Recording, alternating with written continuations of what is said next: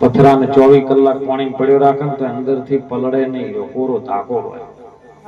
એટલે સંતો જે વાણીની ગોત કરીને એની અંદરથી શું રહસ્ય છે, આપણું જીવન સંતો કહેશે કેવી રીતનું જીવવું, એની ચાવી સદગુરુ પાસે જ છે, સંતો પાસે છે, બીજા કોઈ પાસે નથી. અને ખરેખર અમને આજે એટલો આનંદ છે કે ગઈ વખતે અમે વાયક લીધેલો હતો એટલે હાજર નતા, અને આમાં પાલડીમાં પહેલો વહેલો દાખલો કે જેની મરણ તિથિમાં બીજી વખત હવે જ ભજન મારી લાઈફમાં હું જોયું છે. હજી સુધી ઘણાના મા બાપ મરી ગયેલો નથી, પણ કોઈને ભજન એક જ વખત કહેવાય, ફેર કહેવાય જ નથી. આ પાલડીમાં પહેલો વહેલો દાખલો, બીજી વખત ભજન તોય ગુરુમુખી જ નહીં કરાવતા, બીજા શું કરાવે? ધન છે જેને ગુરુ શરણ ધારણ નથી કર્યું, છતાં એમને એવો પાલ જાગ્યો કે મારે ભક્તો સંતોન બોલાવા છે.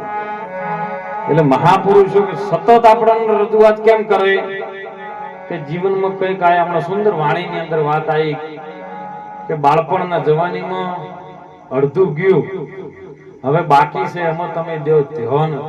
આ જીવન થોડું રહ્યું છે, જીવનનો ભરોસો કોઈનો નથી સાહેબ. કારણ કે શ્વાસની દોરી તૂટશે ને એ ટાઈમે કોઈનું જોર ચાલવાનું નથી. પણ સંતો એમાં સાહેબ ઘણો બધો ભેદ પાડ્યો, અને ભેદનો જે અંદર રહસ્ય હતું તમારી જોડે મૂક્યું છે વાણીમાં. હમણાં સુંદર મારા વાણીમાંથી જ આવે, બીજું માર પાસે છે નહીં. કારણ કે આ બધી મૂડી છે ને મારા ગુરુ મહારાજની છે, મારું કોઈ છે કે તેડું આવશે જમનું અને જાવું પડશે એની સંગમાં. પણ કના માટે જમનું તેડું કને આવે? તમે નક્કી કરજો. જેને ગુરુના શરણમાં વચન ભંગ કર્યું હોય ને એને જમનું તેડું આવે. પણ જેને સદગુરુનું ચરણ સેવ્યું છે, જેને સતત ભજનમાં વિશ્વાસ રાખ્યો છે, એને જમનો તેડો ના આવે, કદી નો આવે. એમ જો આયા હોત તો હમણાં મીરાબાઈ નું, નરસિંહ મહેતા નું ભજન જ ન આવો. એમને ભજનમાં કોઈ દડો જમનો તેડો નહીં આયા. જમતો અહીંયાથી મહાપુરુષો કે છે, સંતો કે છે, નાભી કમળમાં બેઠી છે નાગણી, ઉડાડી નાખો એના ભમરા, એ અમીરસ પીવે છે નાગણી, અને ઉત્યો જખ મારે છે જમણા. એ જમ જેવા એક જખ મારીને ઉભા રહે. સંતોભાઈ ઢીંગલા રમત નહીં રમણા. ઈ અમૃત બુંદ ગુરુના ચરણમાં છે, અને ગુરુ મહારાજની જુગતી બતાવે. એમાં જો આપણે ચાલીએ તો આપણો બેડો પાર. સાખીમાં આપણે બધા બોલીએ છો સાહેબ. જો જેને ખોટું લાગે બાપા માફ કરજો. આપણે બધા કે ગુરુજી મારા ગારુડીને મુજ પર કરી મેર, મોરો બતાવ્યો મરમનો ઉતરી ગયું. ખરેખર જર ઉતર્યું છે કે નહીં ઉતર્યું આપણને ખરેખર હૃદય પર હાથ મેલજો. હે તમને હજી બીજું દેખાતું હોય, દેહ દશામાં તમે બીજું જોતા હોય તો ઝેર ઉતર્યું રાખી બધાય કઈ નાખે, પણ ઝેર ના ઉતરે ત્યાં સુધી મેર ના આવે. એ તો ગુરુ તમારો અંદર જાગૃત થવો જોઈએ. અમારો ગુરુ મહારાજ કૈલાશ ભારતી બાપુ કહેતા કે ગુરુ વિષ્ણુભાઈ તમારો જાગૃત થઈ જાય ને દાડો ડંકો વાગશે જો. અને આજ ગુરુ મહારાજ નો એ સવાલ મને યાદ આવે સાહેબ કે એમના નામનો ને એમનો આશીર્વાદ આ ડંકો વગાડી ગયો છે. મને કોણ ઓળખે? હે ગુજરાતનો ગમે ખૂણામ ગમે ગામડામાં જો ને સાહેબ એવો ગર્વ નથી, પણ મારા ગુરુ પ્રત્યે મને વિશ્વાસ છે કે બોલેલા હતા. મારો સદારામ બાપા બોલ્યો હતો કે એક દાડો તારો ડંકો વાગશે. અત્યારે ઓયથી બનાસકાંઠામાં જો, સાબરકાંઠામાં જો, કાઠિયાવાડમાં જો, એવું કોઈ ગોમ બાકી નથી જો વિષ્ણુગીરી મહારાજને ન ઓળખતો હોય. ઈ ગુરુ મહારાજ કરી શકે ને ઝેર ઉતરે તો થાય ને કે ન થાય સાહેબ. અને એટલે સંતો કહેશે, મહાપુરુષો કહેશે, જો જેનું નામ જ શાંતિ, શાંતિ પમાડે અને સંત કહીએ. આપણા નરસિંહ મહેતા બોલ્યા જુનાગઢ ની અંદર, શાંતિ પમાડે અને સંત કહીએ. અને જો આપણે આ મનુષ્ય અવતાર છે ને, હમણાં ન કે આ તો મનુષ્ય જન્મ છે એક સપનાની બાજી. ઘડી બોલમાં આવ્યું વેરાઈ જાય ખબર નહીં પડે. ઘણાય ગયા છે, ઘણાય તૈયાર છે. આપણને વાતની ખબર નહીં કે આપણો નંબર જાવે આવશે. જતા જતા કઈક સારું કરી લેજો. એવી ભક્તિ કરવાથી શું થાય એ રોજ વહેલા ઉઠે ને ઠંડા પાણીથી નાય, હગા ભાઈનું સારું જોવે ને દિલમાં લાગે લાય, આવી ભક્તિ કરવાથી કોઈ શું થાય? એટલે મહાપુરુષો આપણને જગાડી રહ્યા છે કે મોઘો મનુષ્ય દે તમને એ ફરી ફરીને નહીં મળે વારંવાર, એ વારી તો ભજી લેને કીર્તાર. કોઈને ભજવાની વાત નહીં કરી, પરમાત્માને ભજો. દેવી દેવતા તમારું કશું નહીં કરી કહેવાનું એમ, જેને ઉલટું લેવું લેજો ના નહીં, પણ દેવી દેવતા તમારું કલ્યાણ નહીં કરી શકે. ભગવાન સંતો પણ એવું કહે છે, ભગવાન કૃષ્ણજી અર્જુનને ગીતામાં એવું કહે, અર્જુન સર્વ ધર્મનો તું મોનીને બેઠો તેને ત્યાગ કરી કેવલ મારા શરણે આય. એને નકે કીધું હોય કે તું કાળકામાં શરણે જાજે, જોગણીમાં શરણે જાજે, ભૈરવ દાદાના જાજે, ચામુંડમાના જાજે, બહુચરમાના જાજે, ન કીધું હોત. સર્વ ધર્મને તું મોનીને બેઠો છે અને મોનેલું તાર કોમમાં આવવાનું. આ વસ્તુ જાણવાની છે, કેમ કેમ છે. જાણવા જેવી વસ્તુઓમાં અજણ છે પાનભાઈ, એ અધૂરિયાને ન કહેવાય અને અધૂરાપન મારી વાત નહીં સમજાય. એ માન બડાઈઓ મૂકીને આવો મેદાનમાં, ખૂણે ખસકે નહીં, મેદાનમાં આવવાનું જોણો જીવની જાત. એ જાતિ સજાતિની તમને જુગતી કરાવી દો અને બીબામ પાડી દો. બીજી વાત પડી જાય સાહેબ. ગુરુ મહારાજ બીજી વાત કરી નાખે. આપણું વિજ્ઞાન એવું કહે છે, સાયન્સ એવું કહે છે કે ડીએન કોઈ દિવસ કોઈનું ન બદલાય. ડીએન એટલે બીજ. પુરુષનું જે પણ બીજ હોય, જેવો સ્વભાવથી જેવું બીજ નાખ્યું હોય એવું હોય, પુત્ર પરિવાર પેદો થાય, પણ એ બદલાય નહીં કરતી એમ. જયારે બીજનું રોપણ થાય ને, એ તમે જેવા સ્વભાવથી નાખ્યું ને એવું તમે ગમે કરો પણ એવું જ પેદા થાય. પણ ગંગા સતી એમાં કહે છે કે આ બદલી નાખું, કેવલ મારા શરણે આવો અને બદલાણું સાહેબ. નારદ મુનિનો એક વાક્ય સાંભળી અને આપણી ભારતની એક આર્ય નારી પયાધુ, હિરણ્યકશિપુની પત્ની, નારદ મુનિની વાત સાંભળીને ગુરુના ચરણમાં રહીને જેમ જેમ ભજન કર્યું. હિરણ્યકશિપ રાક્ષસ હતો પણ એનો દીકરો ભક્ત પાછો. બોલો, બીજ બદલાણું ન બદલાણું? ડીએન બદલી નાખ્યું. આ રે સંતની તાકાત છે. સંતને શું માનવું આપણે? સંતની કળાને કોઈ પામી ન શકે. દુનિયાનો ખેલ નથી આરો. खुदा खेल करता कभी किसी से न डरता, किसी को हंसाता किसी को रुलाता, ऐसो खेल रचो मेरे दाता, जो दूं तो तू नो तू है. પણ આ તો સચ્ચા બોલે સબકા વેરે જૂઠે જગ ભરમાયા. સાહેબા સંતોએ જે આના દુનિયાના માણસને એવું કરવાથી લાગી ગયું છે કે તમારી વાહ વાહ કરે ને એ બધું ટોળું ભેળું થાય.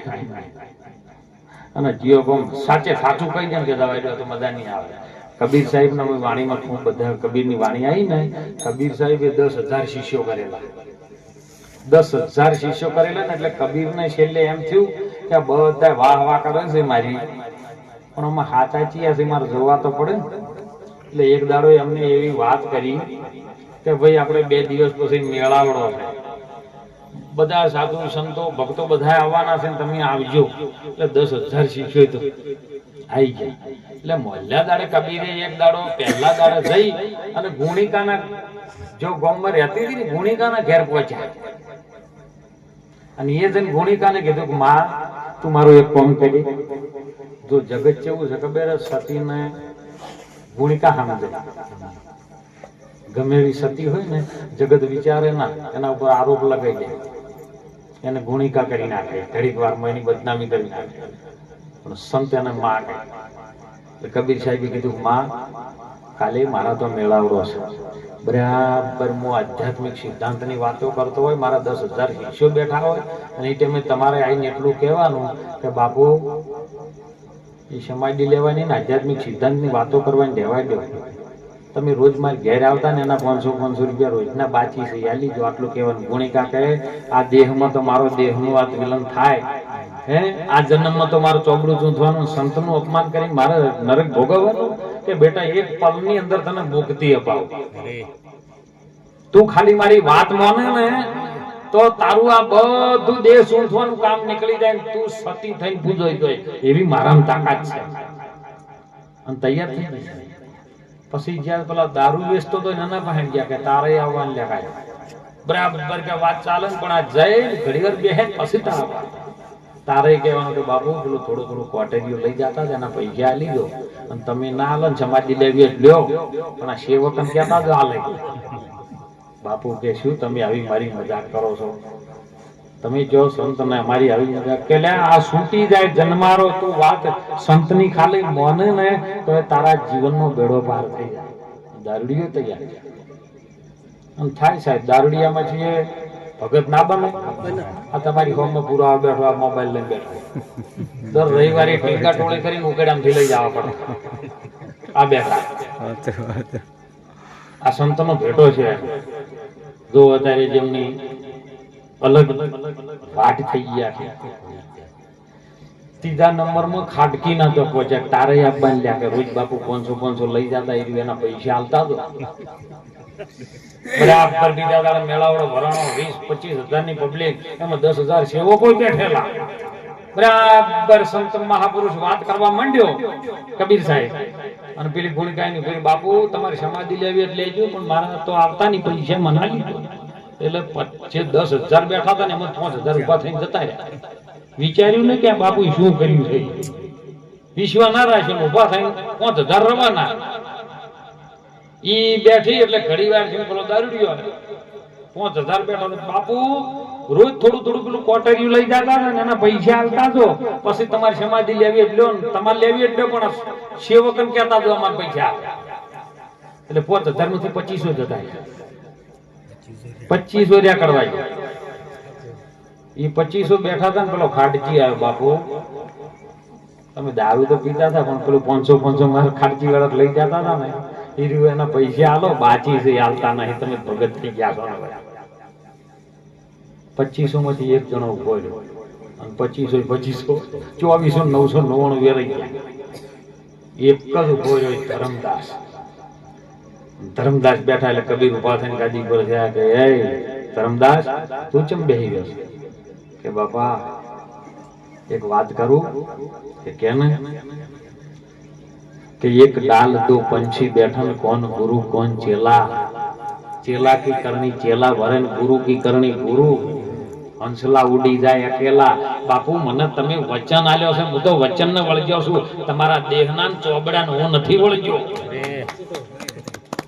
અને ગુરુ મહારાજે આપણો દેહ તો ના ઓળખાયો હોય સાહેબ અને વચન જો ના ઓળખાયો હોય ને તો આપણો નજી ચોબડું દેખાય કે જે આજે વિષ્ણુ મહારાજ છે કોણ આ ચોબડું દેખાય તો આપણે હજી ગુરુનો વચન હજી ઓળખાણો નથી.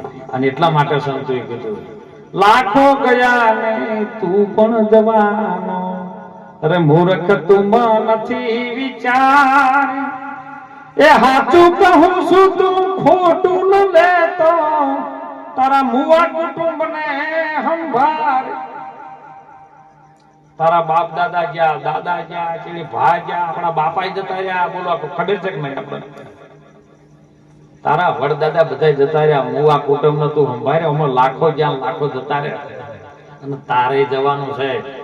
આયા વચન ને તારો અવતાર ધારણ કર્યો છે. હમણાં સુંદર વાણીમાં વાત આવી હતી સાહેબ કે ગર્ભવાસમાં બોલ કરેલો છે. હે દીધેલો વચન જો તમે ભૂલી ગયા તો ખાસ જમનો માર પેટ ભરીને તમે બોલીને આયા છો. બીજો કોઈ બોલીને આયેલો નથી. કરવોજી કે નહીં નવગણભાઈ કે નહીં રમેશ મહારાજ કે નહીં વિષ્ણુ મહારાજ પોતે આપણે બોલ્યા છે એ આપણને ખબર છે. એ પ્રભુ મને વચ્ચે છોડ તારું ભજન સિવાય બીજું કોઈ નહીં કરું. બોલો હોય આઈને આપણે ભજન કર્યું? તારા ભજન સિવાય બીજું કોઈ કર્યું નહીં. પણ આપણે બધું ભૂલી ગયા બીજા માર્ગે વળી ગયા છે. પછી દુઃખ એનું છે સાહેબ. અને એટલે સંતો મહાપુરુષો આપણને જગાડી ગયા છે. સત્સંગ તો સાહેબ 2 જણનો જ છે. સત્સંગ ત્રીજાનો છે સમજે એના માટે સત્સંગ 2 જણનો. વાયા કાયરે સંતો 2 જણ ત્રીજે એમ કેમ હમોય? ત્રીજો તોરલ સતી ના પાડે સાહેબ. 2 જણનો વાયક છે ને એમાં ત્રીજું કેમ કરી માર હમાડવું? શબ્દો ના બોધ્યા વચનો ના બોધ્યા સંત શું કરે? આ તો વચને બંધાઈ ગયા છે સાહેબ. હે અને વચને બોધેલા હોય ને એને ભગવાન છોડાવે. બીજો કોઈ છોડાઈ શકે એવો એને સદગુરુ છોડાવે. અને સદગુરુ એ એ જ આપણો ભગવાન બની જાય સાહેબ. એને જો દેહ દશામાં ના ઓળખ્યો હોય તો, નકે જો દેહથી ઓળખાણ કે જીવનનું ચોગડું છે ને, આ ભારતી છે, ગીરી છે, પૂરી છે, આ ઠાકોર છે, પટેલ છે, તો કોઈ મેળ પડે એવો કોઈ ઠાકોરે નહીં, કોઈ પટેલે નહીં, કે કોઈ ભંગીએ નહીં. કેવલ એક જ તત્વ આ બ્રહ્માંડમાં રમી રહ્યો છે, એ પરમાત્મા, એ આત્મા છે. ભગવાન કૃષ્ણજી કહે છે કે તમે જીવનમાં થોડુંક કરી લેજો, પછી કઈપણમાં ગોવિંદ ભજાશે નહીં, આ માલ ખજાના વૈભવને તજાશે નહીં. તમે આજથી બનો મસ્તાન, જીવન થોડું રહ્યું. કારણ કે 50 વર્ષ થઈ ગયા, માના ગર્ભમાં શરીર હતું ને તાણ વધતું હતું, ઉંમર તમારી વધતી હતી, પણ જેવું ગર્ભની અંદરથી બહાર આવ્યું ને, અને જેવો નાળ કાપીને એવું ઘટવાનું ચાલુ થયું છે. કેમ કે એ માના મરજીથી તમે ચાલતા હતા, એ પરમાત્માના શ્વાસેથી તમે લેતા, એટલે તમારું જીવન વધતું હતું. પણ હવે તમે તમારા શ્વાસે ચાલુ કર્યું છે, હું કરું, હું કરું, હું કરું, અને એમાં કોઈ કરવા વાળું નથી સાહેબ. એક જ તત્વ પરિબ્રહ્મ નારાયણ સિવાય બીજું કોઈ વિશ્વમાં છે નહીં. એટલે એક જ વાણી બોલીને આપણે વિરામ કરશું.